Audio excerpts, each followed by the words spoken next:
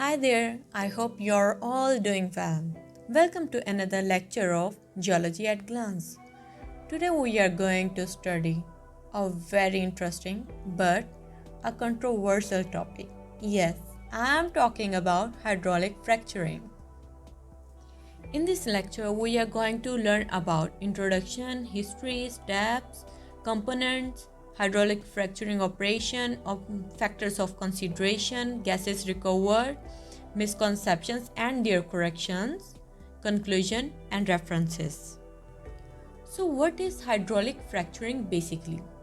It is a well stimulation technique or operation in which fluids are pumped through a well into a low permeability formation to provide more fractures, more permeability, to increase flow of gases and oil to surface.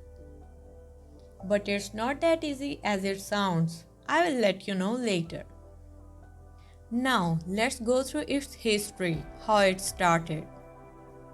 In 1857, Preston was the first one to load gunpowder and red hot iron into a well in New York, resulting in explosion, increased the flow of gas from the well. In 1865, Roberts used the same technique, but he introduced another thing, torpedo, which is kind of missile.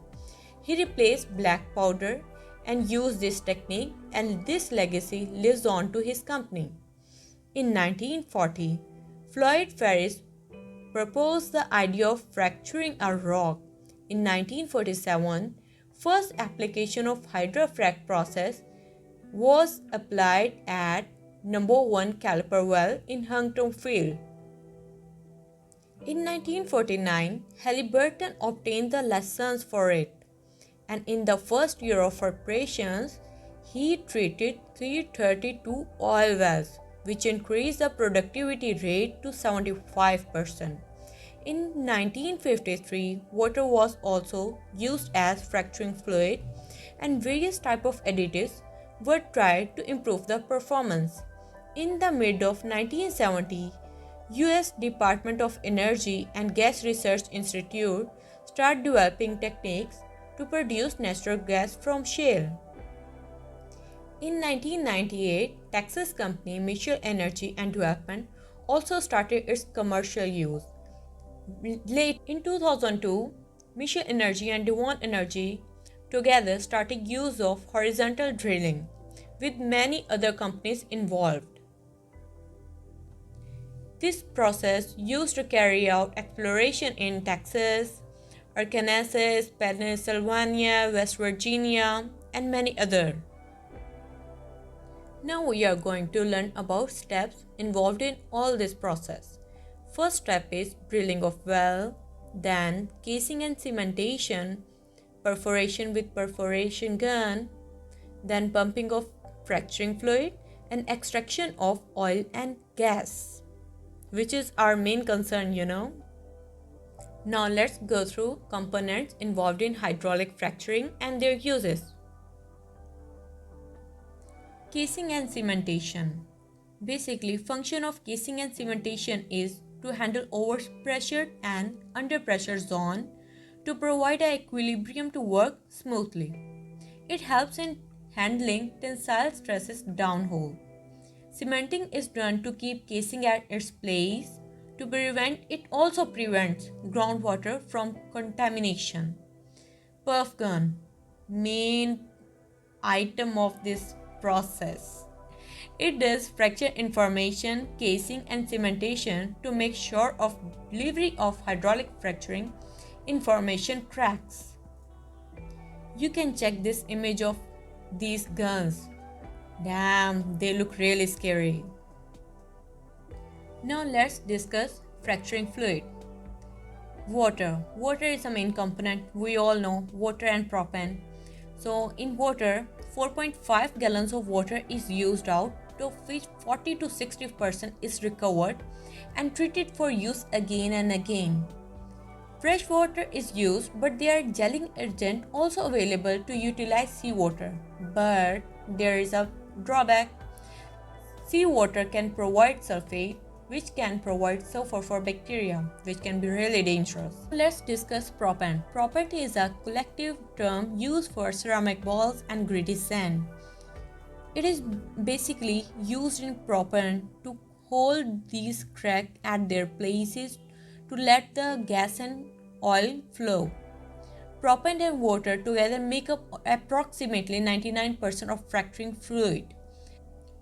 We also use fluid additives.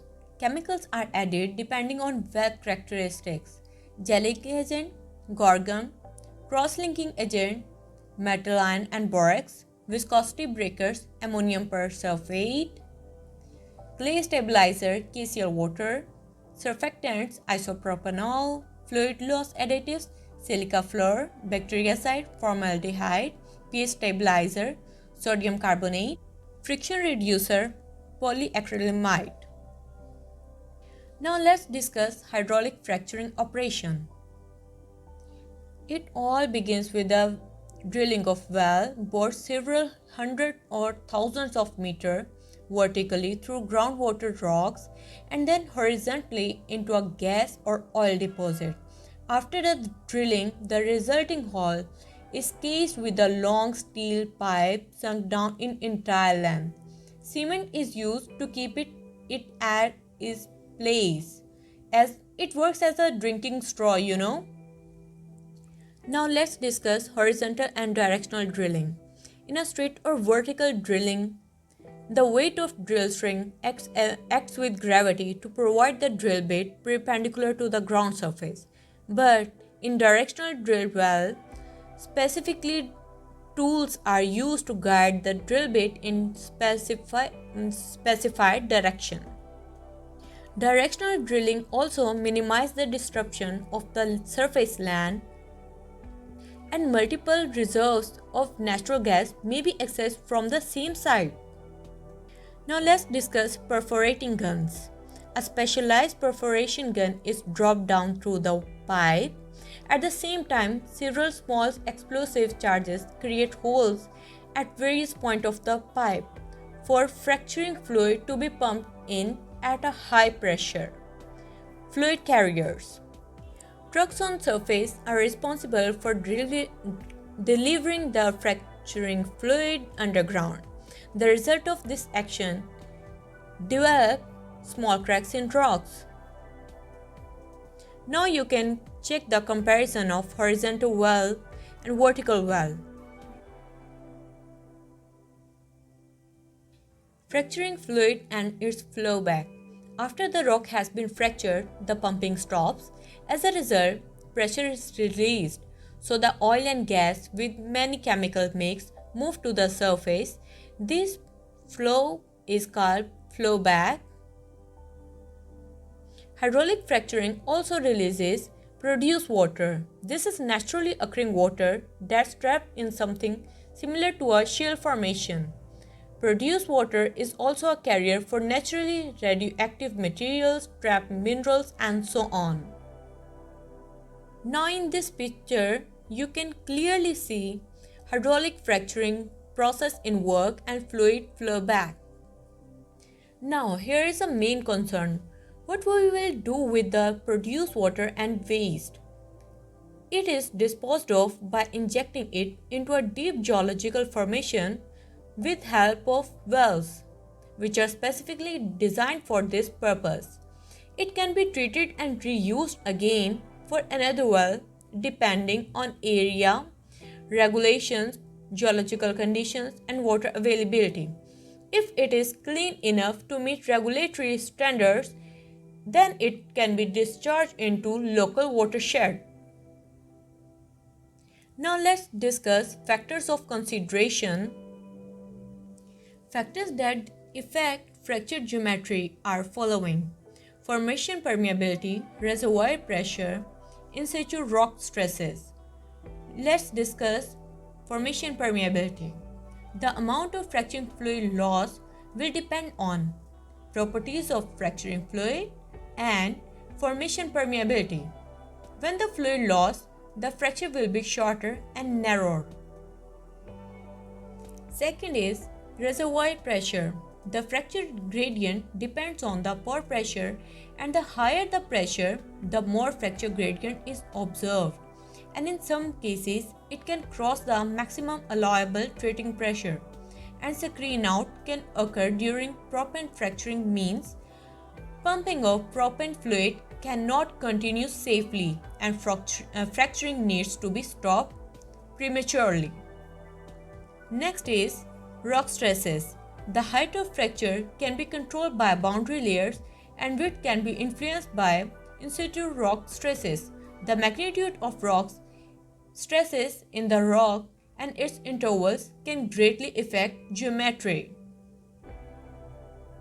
Now here comes the talk about byproducts. Gas recovered in hydraulic fracturing. We recover tight gas, tight oil, coal bed methane, shale gas extraction. Let's start with the tight gas.